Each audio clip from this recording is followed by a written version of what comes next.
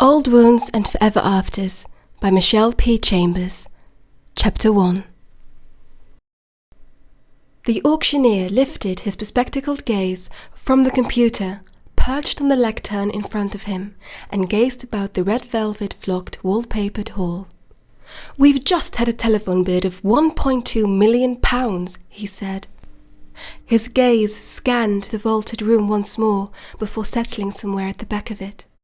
He gave a slight, quick nod of affirmation, then reiterated, £1.2 million. The room, which had fallen in stupefied silence, gradually stirred back to life. Whispers and murmurs filled the air as the gathered bidders, twisting and turning in their antique gilded chairs, craned their necks for a glimpse of the individual who had suddenly raised the bar by £500,000. £1.2 million? The auctioneer raised an imploring hand and pleaded for calm. "Ladies, gentlemen," he said, "may I have your attention? 1 moment, please." The sharp crack of his gavel on the sound block rang out with firm conviction through the half-timbered Elizabethan hall, and garnered an immediate reaction. Voices quietened and faces stilled. The auctioneer cast a steady gaze around the room, and, certain he'd regained everyone's full attention, focused on the young woman seated 3 rows from the front, next to the aisle. "Madam, the bid stands against you at £1.2 million. Will you give me £1.3 million for Cadvan Abbey?" He pursed his lips and glanced at his watch.